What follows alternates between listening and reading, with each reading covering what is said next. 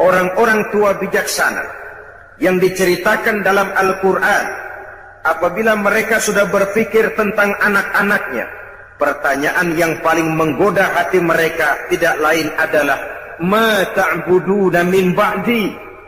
Ini yang ditanyakan Nabi Yakub kepada anak-anaknya. Ini yang ditanyakan Nabi Ibrahim dan Nabi Ismail kepada putra-putranya. Ma ta'buduna min ba'di. Kalau ayahmu nanti tidak ada lagi, nak, apa yang akan kamu sembah? Kalau bapakmu sekarang masih mau iktikaf di masjid, masih melaksanakan rukuk dan sujud, masih mendirikan sholat. Kalau orang tuamu sudah tidak ada lagi nanti, nak, ma ta'buduna min ba'di. Apa yang akan kamu sembah? Masih maukah kau iktikaf di masjid? Masih maukah kau rukuk dan sujud? Masihkah kau mendirikan sholat menyembah Allah? Ini pertanyaan yang menggoda orang-orang tua terdahulu. Kita orang tua di zaman sekarang, pertanyaan kita yang pertama kepada anak-anak kita bukan ma ta'buduna min ba'di. Yang kita tanya, ma ta'kuluna min ba'di. Kalau bapak lu nggak ada, nanti lu makan apa, tong? Perkara anak mau menyembah apa, itu nomor 18. Yang penting makan apa lu nanti. Oleh sebab itu selalu saya mengingatkan, kita boleh bersedih kalau anak tidak mengerti komputer. Kita boleh merasa rugi kalau anak tidak mengerti matematika. Kita boleh bersedih sebagai orang tua kalau anak buta bahasa Inggris misalnya. Tapi tahukah kita bahwa tidak ada satu kemalangan yang lebih malang selain daripada kalau kita mempunyai anak-anak yang jauh dari nilai-nilai iman. Alangkah hebatnya kalau anak-anak kita itu ahli komputer, imannya mantap. Ahli matematika, akidahnya kuat. Bahasa Inggrisnya fasih, keyakinannya teguh. Otaknya boleh Jerman, tapi hatinya tetap Mekah. Ada keseimbangan. Punya stabilitas temperatur batin. Sehingga dengan demikian jiwanya tidak lentur dan luntur. Ia tidak kehilangan idealisme di tengah jalan.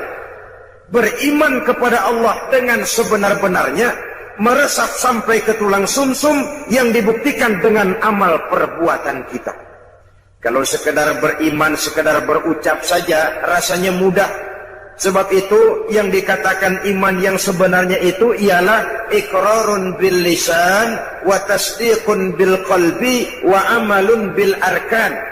Diucapkan dengan lidah, dibenarkan oleh hati, diamalkan oleh seluruh anggota badan. Maka nilai iman juga lalu bertingkat. Ada orang yang nilai imannya baru kepada tingkat iqrarun bil lisan, sekedar ucapan lidah, belum berakar ke hati. Iman yang begini nih, yang kesenggol supermi 3 bungkus amburadul.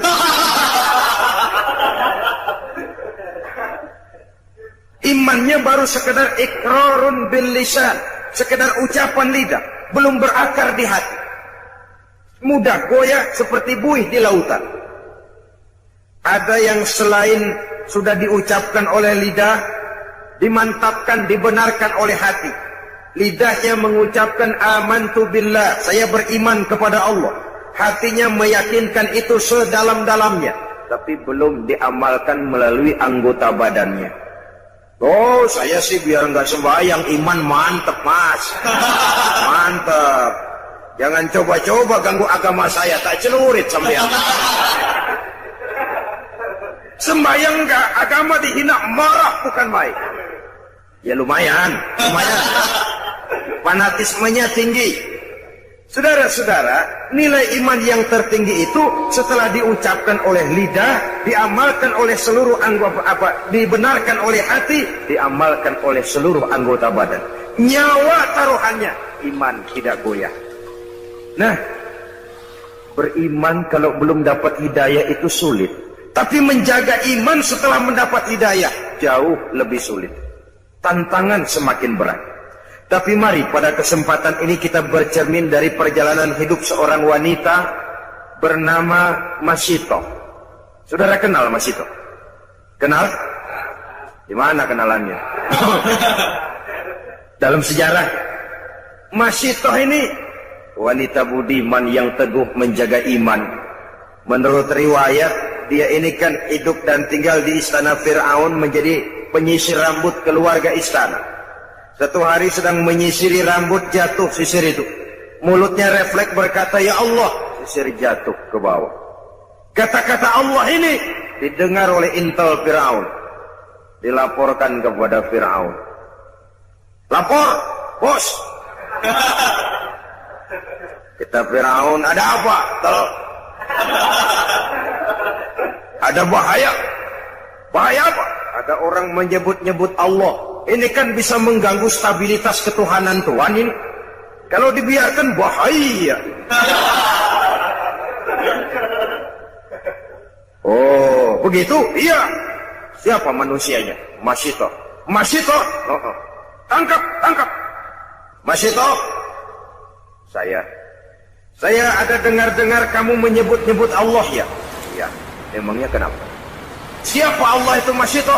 "Allah itu Rabbi wa Rabbukum, Tuhan saya dan Tuhan-Tuhan juga." "Loh, jadi saya ini kau anggap apa Masito?" "Tuhan adalah Tuhan dan Tuhan bukan Tuhan." "Masito, gendeng sampean." Satu Mesir orang menyembah saya semua. Tiba-tiba kau menyatakan ada Tuhan lain selain saya. Keyakinanmu membahayakan posisi saya, Masito. Sudahlah, kamu jangan macam-macam. Kamu mau apa sih? Rumah? Kendaraan? Beras? Supermi? Beasiswa? Sudah, jangan bertuhankan Allah. Tuhanmu saya saja sudah.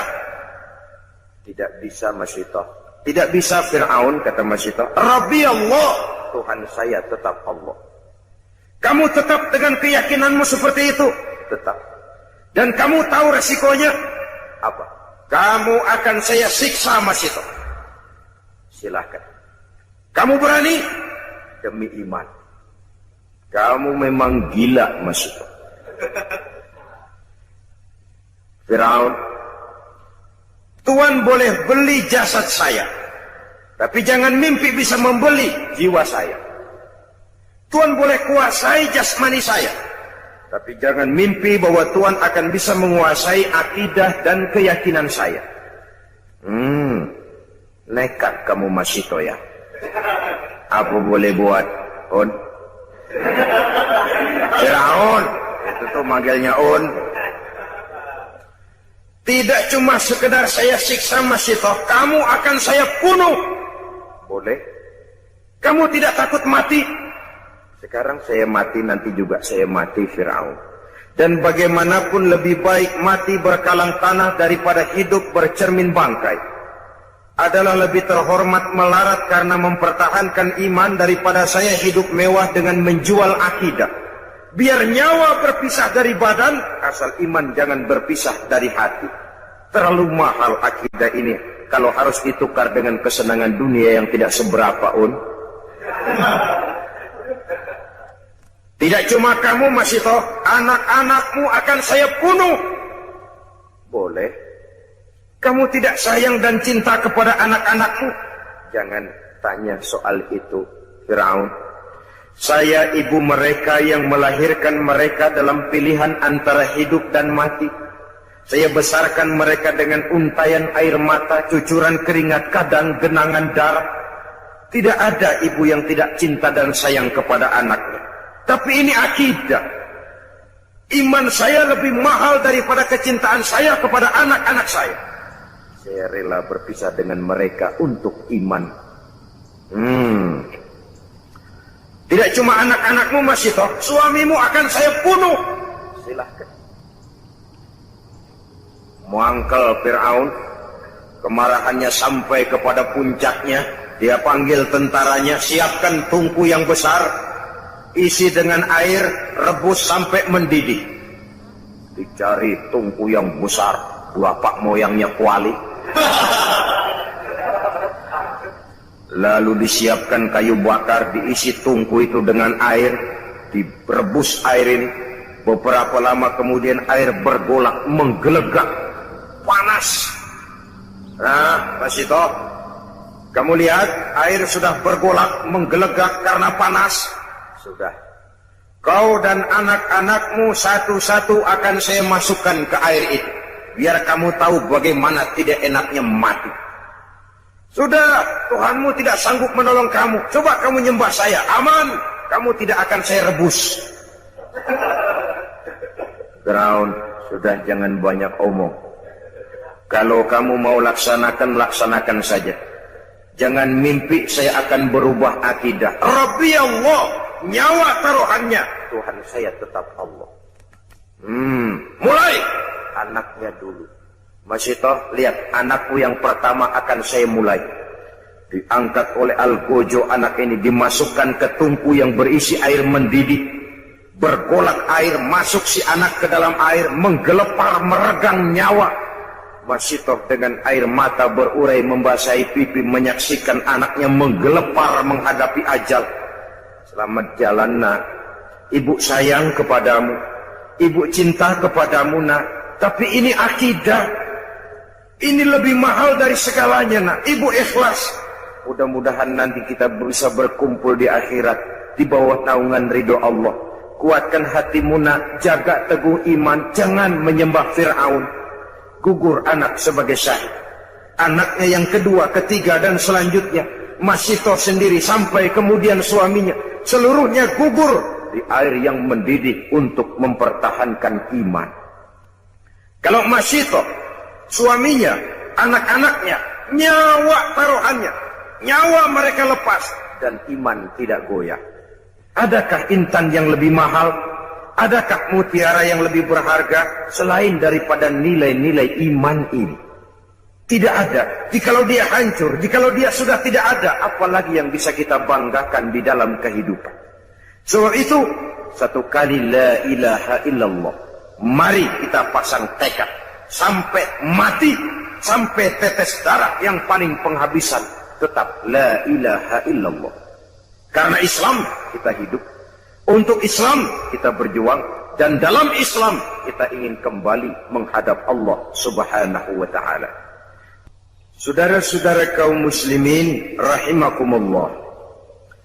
Yang kedua, setelah beriman kepada Allah juga wa rasulih, yaitu beriman kepada Rasul Allah. Beriman kepada Rasul tidak hanya sekedar percaya bahwa Allah telah mengutus Nabi Adam alaihi salam, bahwa Allah telah mengutus Nabi Nuh, bahwa Allah telah mengutus Nabi Ibrahim. Saudara-saudara kaum muslimin rahimakumullah. Seluruh Rasul yang diutus oleh Allah, yang 25 jumlahnya yang wajib kita kenal namanya itu, seluruhnya berasal dan bersumber dari satu Tuhan yang sama. Maka ajaran yang mereka bawa tentang Tuhan pasti sama. Intinya pada kalimat la ilaha illallah. Nabi Nuh tentu beliau mengajarkan kepada umatnya la ilaha illallah, Nuh Rasulullah. Nabi Ibrahim tentu beliau mengajarkan kepada umatnya la ilaha illallah, Ibrahim Rasulullah. Nabi Musa tentu mengajarkan kepada umatnya la ilaha illallah, Musa Rasulullah. La ilaha illallahnya itu sama. Seluruh dari Rasul yang 25 sumbernya sama dari Allah. Maka ajaran mereka tentang Tuhan pasti sama. Jadi kalau ada Rasul yang mengajarkan bahwa ada Tuhan lain selain daripada Allah, jelas itu Rasul pabriknya lain. Udah kena assembling itu. Sepanjang sumbernya sama dari Allah Subhanahu wa ta'ala, ajarannya tentang Tuhan pasti sama. Tidak logik, tidak bisa diterima akal.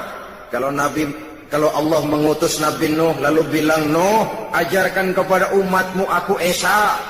Diutus lagi Nabi Ibrahim, Ibrahim sampaikan kepada umatmu aku Dua.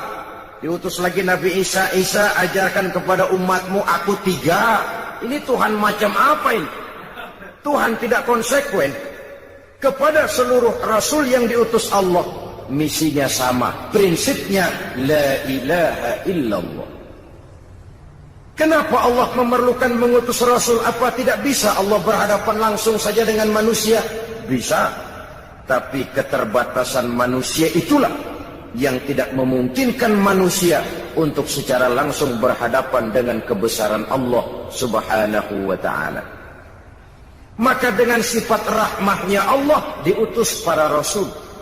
Dari zaman ke zaman, prinsipnya membawa akidah dan syariat. Akidahnya sama, syariatnya yang berbeda, sesuai dengan situasi dan kondisi yang dihadapi oleh umat di mana Rasul diutus. Jadi tidak hanya cukup sekedar saya percaya bahwa Allah telah mengutus Nabi Nuh, Allah telah mengutus Musa, Ibrahim, Dawud, Sulaiman, Isa dan lain sebagainya, tapi mengikuti ajaran dan petunjuk Rasul yang diutus kepada kita. Sejak Nabi Muhammad sampai akhir zaman, petunjuk beliaulah yang berlaku. Jadi kalau kita hidup di zaman sekarang mengikuti syariat yang dibawa oleh Nabi Ibrahim, kedaluarsa, terlambat. Mengikuti syariat yang dibawa Nabi Sulaiman, terlambat. Syariat itu betul, tapi hanya berlaku di zaman Nabi Sulaiman. Syariat yang dibawa Nabi Musa benar, hanya berlaku di zaman Nabi Musa, Nabi Sulaiman dan selanjutnya. Sedangkan sejak diutusnya Nabi kita sampai ke akhir zaman, syariat beliaulah yang berlaku. Saudara-saudara kaum muslimin rahimakumullah. Jadi percaya kepada Allah tanpa mempercayai Rasulnya itu sama juga meragukan Allah. Karena itu tidak bisa dipisahkan satu dengan lainnya. Beriman kepada Allah, beriman kepada para Rasulnya. Dan sudah disepakati menurut tuntunan Al-Quran bahwa Nabi kita Muhammad Sallallahu Alaihi Wasallam adalah Rasul terakhir yang diutus oleh Allah Subhanahu Wa Taala. Tidak ada lagi Rasul sesudah beliau. Maka di zaman sekarang, kalau ada orang mengaku jadi Rasul, biar bahasa Arabnya fasih, jenggotnya panjang, serbannya lebar, gamisnya kalah kalau Superman mah. Kalau dia ngaku jadi nabi, ngaku jadi rasul, kita umat Islam wajib untuk tidak percaya. Wajib untuk tidak percaya. Nah, ini kondisi dasar. Beriman kepada Allah dan Rasulnya. Sesudah itu, bisnis yang tidak membawa kerugian itu apa? Setelah beriman kepada Allah, beriman kepada Rasul dengan sepenuh keyakinan, tidak goyah walau nyawa taruhannya, tidak lentur dan luntur walaupun tubuh dicincang berkeping-keping, walaupun leher harus terjerat tali gantungan, iman tetap tangguh, setangguh batu karang di lautan. Biar tiap hari diterjang ombak, dikikis gelombang, namun dia tegak tegar berdiri menyambut hantaman sang gelombang. Setelah itu, wa tujahiduna fi sabilillahi bi amwalikum wa anfusikum. Setelah beriman kepada Allah dan Rasulnya, engkau berjihad fi sabilillah, di jalan Allah, bi amwalikum wa anfusikum, dengan harta bendamu dan dengan dirimu, dengan jiwa dan ragamu. Saudara-saudara kaum muslimin rahimakumullah, iman dan jihad memang dua hal yang tidak bisa dipisahkan satu sama lain. Hanyalah jikalau kita beriman maka kita siap melaksanakan jihad. Jikalau kita akan turun berjihad harus dasarnya karena iman. Dan selama ini orang sering memberikan warna kelabu terhadap yang namanya jihad, sehingga timbul pengertian yang serem-serem. Dan ini memang tidak bisa disalahkan. Kaum orientalis, orang-orang asing yang mempelajari Islam dengan tujuan mencari kelemahan Islam, sering memberikan pengertian yang tidak benar kepada Islam. Dan ini sering ditelan oleh orang-orang yang mempelajari Islam melalui buku mereka. Umpamanya, mereka menyebut Islam itu dengan Mohammedanism. Ini misalnya disponsori oleh Gibb dan kawan-kawan, profesor dari Harvard University, guru besar tentang Islam, tapi orang bukan Islam dia. Islam disebut Mohammedanism, ajaran Muhammad. Nah, sepintas sesungguhnya fungsi Nabi Muhammad dalam Islam hanya sekedar penyampai. Ialah kalau ajaran Bung Karno disebut Soekarnoisme. Ajaran Lenin disebut Leninisme. Ajarannya Karl Marx disebut Marxisme. Tapi kalau Islam disebut dengan Muhammadanisme, akan timbul kesan seolah-olah Islam adalah produk Nabi Muhammad. Seolah-olah Islam adalah buatan, bikinan Nabi kita. Padahal tidak, Nabi cuma sekedar penyampai. Nah, termasuk jihad. Gib misalnya dan beberapa teman-temannya yang lain menyebut jihad itu dengan jihad is a holy war. Jihad adalah perang suci. Sehingga konotasi jihad selalu diidentikan dengan perang. Kesan yang timbul keras, kasar, brutal, teroris. Maka akibatnya tiap kali kita bicara soal jihad, orang a priori curiga, memandang kita dengan su'uzon. Aha, umat Islam sudah siap jihad, ngasah pedang, ngasah tombak, ngasah panah, siap bertempur ke medan perang. Bahwa perang untuk membela agama, bukan untuk memaksakan agama, merupakan bagian kecil saja dari jihad, ya. Tapi bahwa jihad bukan sekedar perang, itu harus dipahami. Jihad adalah mengeluarkan satu kemampuan maksimal untuk mencapai satu tujuan yang diridhoi oleh Allah Subhanahu wa ta'ala. Itu jihad namanya. Mengeluarkan kemampuan maksimal untuk mencapai satu tujuan yang diridhoi oleh Allah, itu jihad namanya. Bukan semata-mata perang, mencabut pedang maju ke medan perang. Mengatasi kemiskinan, mengatasi kebodohan, itu juga merupakan bagian daripada jihad. Tapi karena jihad selalu diadakan konotasi dengan perang, kesan yang timbul ya teroris, kasar, brutal, sadis.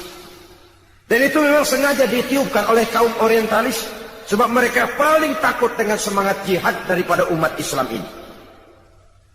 Oleh sebab itu, oleh karena iman dan jihad tidak bisa dipisahkan, pada kesempatan pertemuan ini saya ingin menukil apa yang dijelaskan oleh Al-Imam Al-Hafiz Zakiyuddin Abdul Azim Al-Munziri dalam kitabnya yang terkenal At-Targhib wa Tarhib. Beliau menjelaskan, inna asma darajatin fil jihad, sesungguhnya derajat jihad yang tertinggi dalam Islam. Pertama, saudara bisa lihat ini barangkali pada Targhib wa Tarhib juz 2 halaman 257. Nilai jihad yang tertinggi, pertama, muharabatil kuffar li ajli nasri dinillah, berperang melawan orang kafir dengan tujuan semata-mata untuk menolong agama Allah. Jadi menolong itu kan membela, bukan memaksakan agama, tapi untuk membela agama. Karena prinsipnya umat Islam tidak boleh mencari musuh, tapi tidak boleh lari kalau ketemu musuh. Musuh jangan dicari, ketemu jangan lari. Dalam Islam ada tuntunan tentang perang, bukan memaksakan keyakinan, tapi membela keyakinan. Pada saat agama dihina orang, pada saat agama disepelekan, pada saat umat dinistakan, di situ kita tampil. Tapi kalau tidak, kepada orang kafir kita siap hidup rukun, bergandengan, zimmi, kafir zimmi, orang kafir yang mau hidup damai dengan kita, darahnya haram, harta bendanya haram, mengganggu mereka sama dengan mengganggu Nabi. Islam agama damai. Tapi kalau agama dihina, agama dicaci maki, umat dinistakan, semangat jihad itu tampil, maju ke medan perang kalau perlu, tapi tujuannya semata-mata bukan karena sentimen, tapi karena argumen. Bukan untuk mencari kemenangan, tapi untuk menegakkan kebenaran. Bukan untuk membalas dendam, tapi untuk menegakkan yang hak, membela, membantu agama Allah Subhanahu wa ta'ala. Dan ini kewajiban setiap kita. Sekarang memang kita tidak menghadapi perang Badar seperti di zaman Nabi, dengan pedang, dengan tombak, dengan panah. Tapi perang akidah kan terus berlangsung. Kalau televisi punya acara berpacu dalam melodi, Kita sekarang tidak berlebihan, sekarang ini berpacu dalam agama. Perang akidah. Jikalau kita kalah, ya kita sekarang masih beriman, berakidah. Tapi generasi yang akan datang, wallahu a'lam. Semangat jihad tidak boleh lumpuh. Semangat jihad tidak boleh lentur dan luntur. Tetapi dengan batas-batas bahwa kafir itu jelas-jelas mengganggu kita. Dan itu pun tidak langsung dengan mengangkat senjata. Sepanjang kita bisa peringatkan dengan lidah, mari peringatkan. Apalagi kita tinggal di satu negara hukum, tidak boleh main hakim sendiri, saling menghormati, menjaga kerukunan. Tidak boleh menyebarkan agama kepada orang yang memang sudah beragama. Walaupun dengan dalih sosial kemanusiaan, menolong orang-orang susah, tapi di belakangnya ada pamrih menyebarkan agama. Diplomasi semacam itu sebenarnya sudah kuno. Orang bersembunyi dengan topeng kemanusiaan tapi menyebarkan agama. Saudara-saudara kaum muslimin rahimakumullah, Islam sebagai agama Allah tidak mungkin hilang dari dunia. Tapi Allah tidak memberikan jaminan Islam akan kekal di negeri ini. Jikalau kita umat Islam di Indonesia tidak mau menjaga Islam ini, tidak mau berjuang dan berkorban untuk kepentingan Islam ini, tidak mau mewariskan Islam ini kepada anak-anak kita generasi yang akan datang. Jadi ini tingkat jihad yang tertinggi, muharabatul kuffar li ajli nasri dinillah. Berperang melawan orang kafir dengan tujuan membela, menolong agama Allah. Itu satu. Yang kedua, da'watun nasi ilal haq. Berdakwah kepada manusia, menyampaikan kebenaran, mengajak manusia kepada yang hak. Yang hak itu apa? Al-haqqu mir rabbika. Kebenaran itu datang dari Tuhanmu. Apa yang datang dari Allah itu? Islam. Berdakwah adalah jihad dengan kemampuan yang ada pada kita. Bisa berdakwah lewat ilmu, lewat konsep, lewat gagasan dan lain sebagainya. Da'watun nasi ilal haq, menyeru manusia, berdakwah kepada manusia, menyampaikan Islam, juga itu merupakan bagian dari jihad tertinggi kedua sesudah perang melawan orang kafir.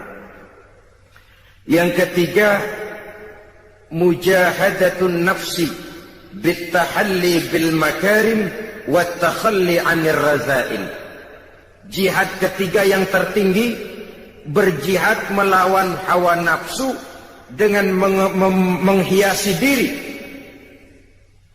dengan sifat-sifat yang terpuji dan mengosongkan diri dari sifat-sifat yang tercela.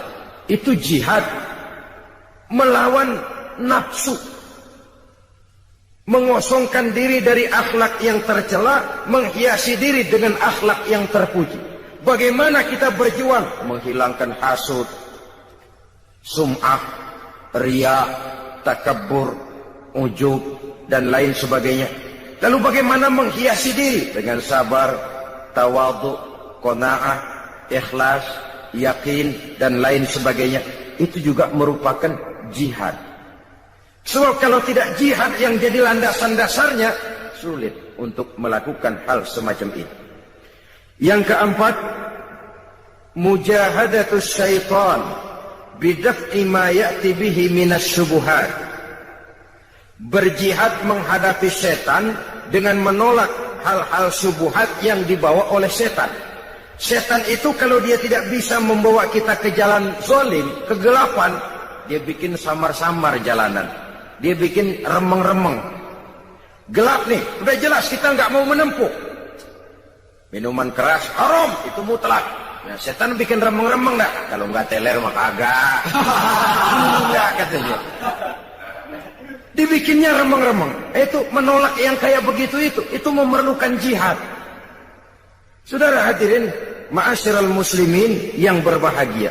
Kalau tidak bisa diyakini kita dengan jalan kegelapan yang sesat, dibikinnya kita remeng-remeng, samar-samar, sehingga akhirnya sulit lagi untuk membedakan antara yang ma'ruf dan yang munkar. Pada klimaksnya nanti oleh setan dibalik, yang ma'ruf dia jadi munkar, yang munkar jadi ma'ruf. Terjadilah penjungkiran nilai. Itu yang keempat.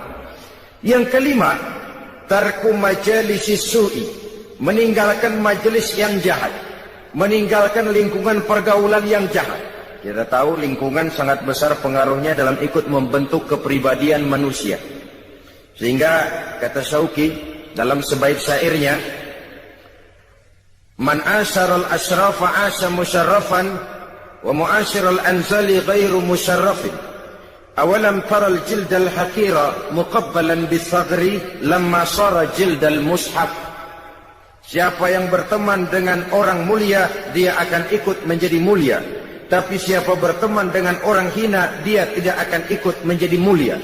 Tidakkah kau lihat, kata Syauqi, betapa kulit kambing yang hina dicium orang ketika berteman dengan Quran. Kulit kambing itu rendah, hina. Kalau dia sendirian gak ada yang mau cium kulit kambing. Tapi begitu dia disamak jadi kantong Quran, orang pakai minyak wangi ke kulit kambing. Dibawa, diambil, dicium dulu, dijunjung tinggi. Kenapa? Kantong Quran. Kulit kambing berteman sama Quran, mujur, dihormati orang. Lantaran temannya Quran.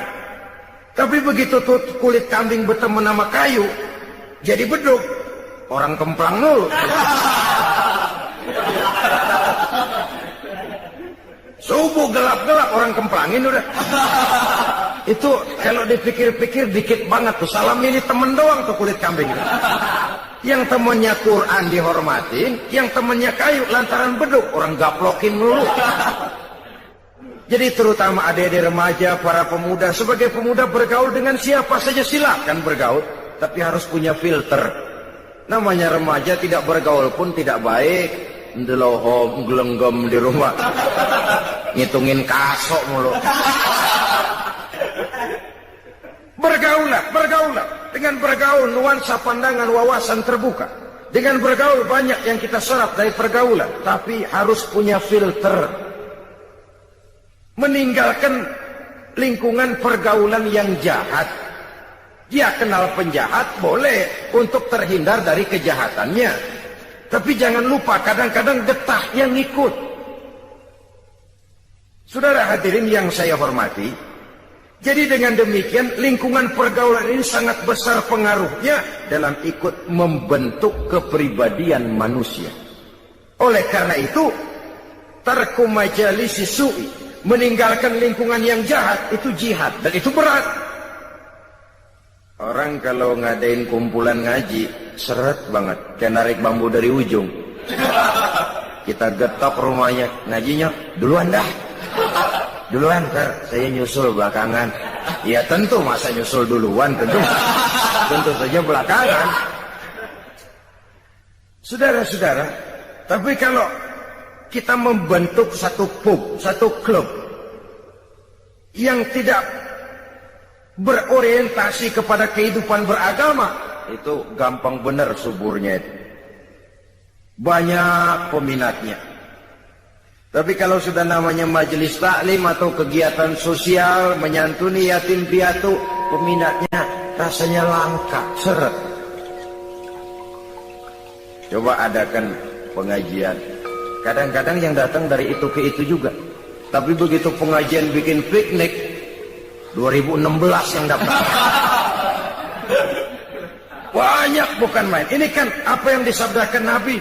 Zuyyina apa? Huffatil jannatu bil makarih wa huffatin naru bis syahawat. Bahwa surga dan jalan yang menuju ke surga dikelilingi oleh hal-hal yang tidak menyenangkan. Sebaliknya, neraka dan jalan yang mengarah kepada neraka diliputi dengan hal-hal yang sangat menyenangkan. Karena itu ini juga merupakan jihad. Meninggalkan lingkungan jahat. Sebab lingkungan yang jahat itu magnetnya kuat sekali. Dorongannya kuat sekali. Ya kadang-kadang karena gengsi, masa anak muda kayaknya nggak bisa teler, kayaknya kuno banget. Nah, yang sangat semacam ini lalu mencoba ikut-ikutan untuk ya menikmati, setidaknya pernah ngerasain teler begitu, nggak ketinggalan zaman. Ini juga memerlukan jihad. Karena itu saya titipkan sekali lagi, bergaul dengan siapapun persilahkan, tapi harus punya filter. Karena lingkungan pergaulan sangat besar pengaruhnya dalam ikut membentuk watak dan kepribadian manusia. Tidak mustahil orang yang lingkungannya baik-baik, tapi karena terpengaruh oleh pergaulan yang tidak baik, berubah jadi tidak baik. Di kampungnya mas santri, datang ke Jakarta pakai peci, sarungan, assalamualaikum, kena aja angin Jakarta, klepok. Celeng, saudara-saudara. Maklum angin Jakarta ini panas. Jadi dengan demikian, yang kelima, meninggalkan lingkungan yang jahat. Yang keenam, yang masuk bagian daripada jihad itu al-iqbalu 'alan nasihati wal 'amalu biha. Menerima nasihat dan mengamalkannya, itu juga jihad. Dan itu berat. Apalagi kalau nasihat itu kira-kira ngetok jidat kita. Itu berat loh nerimanya. Orang bilangin, kamu ini punya penyakit hasud. Kita memang punya penyakit itu, tapi kadang-kadang harga diri kita yang muncul. Tapi jadi gue lu bilang. Tuan gua sama lu. Tuaan katanya. Apalagi yang bilangin anak baru kemarin, lu ngasih tahu lu sunat, gua yang mangkuk lu. Gengsi yang lalu timbul.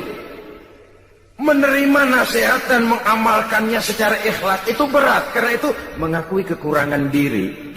Sehingga Nabi pesan apa? Tuba liman syaghalahu aibuhu an uyubin nas. Beruntunglah orang yang kekurangan pada dirinya menyebabkan dia sudah cukup sibuk sehingga tidak sempat mencari-cari kekurangan orang lain. Si Ano katanya, Ano enggak tahu ya, saya sibuk mikirin aib diri saya, lalu bagaimana saya tahu aib orang lain? Kadang-kadang kita ini terbalik, sibuk mencari aib kekurangan orang lain sampai lupa kepada aib kita sendiri. Enggak ada aib orang, malah kita cari, kita korek-korek. Siapa aja kita hubungin, gue denger si Ano. Udah dah, nyambung dah. Kalau udah Ano juga Ano. Saudara-saudara kaum muslimin rahimakumullah. Jadi dengan demikian nasihat ini bisa datang dari orang lain, bisa datang dari diri kita sendiri, bisa datang dari semua yang kita lihat dalam kehidupan.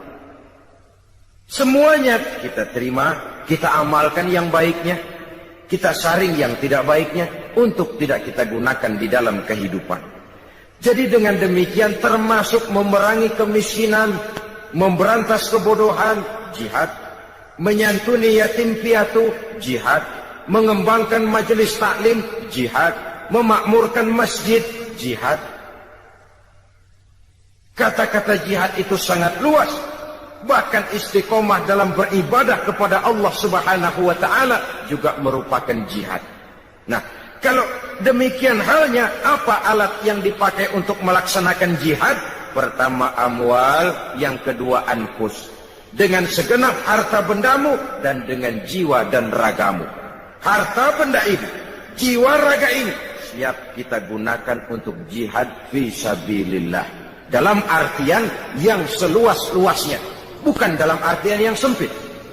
Harta barulah berfungsi sebagai harta kalau dia menjadi alat jihad kita. Menunjang jalan untuk menuju ridho Allah Subhanahu wa ta'ala.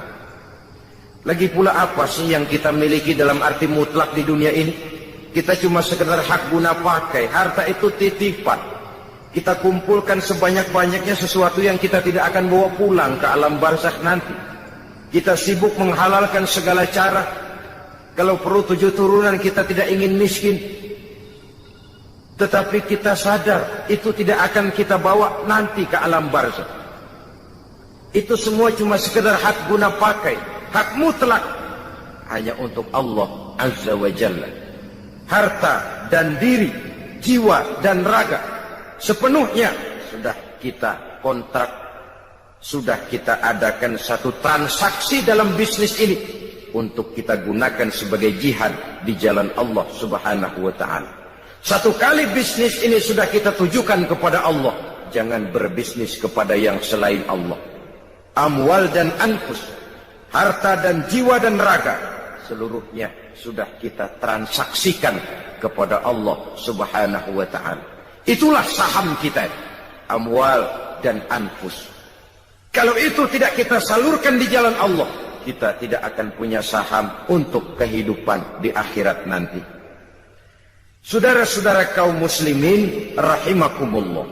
Lalu diakhiri ayat ini dengan pernyataan Allah, "Dzalikum khairul lakum in kuntum ta'lamun, yaghfir lakum dzunubakum wa yudkhilkum jannatin tajri min tahtihal anhar." Jikalau itu semua kamu laksanakan, kamu beriman kepada Allah dan Rasul-Nya, kemudian kamu berjuang di jalan Allah dengan harta bendamu dan jiwa ragamu, yang demikian itu lebih baik bagimu kalau kamu mengetahuinya. Kalau itu kamu laksanakan, yaghfir lakum dzunubakum, Allah akan mengampuni segala dosamu, wa yudkhilkum jannatin tajri min tahtihal anhar, dan dimasukkannya kamu ke dalam surga yang di bawahnya mengalir sungai-sungai. Di sini penilaian Allah kepada kita. Mungkin tahajud kita rada kurang, tapi nilai jihad kita diterima Allah. Yaghfir lakum dzunubakum. Allah Maha tahu, Maha luas ilmunya, menilai manusia dari berbagai segi perjuangannya. Semoga kita diberikan kekuatan oleh Allah Subhanahu wa taala untuk melaksanakan apa yang diajarkan dalam ayat ini. Terima kasih atas perhatian saudara. Mohon maaf atas segala kekurangan. Usikum wa nafsi bitaqwallah. Wassalamualaikum warahmatullahi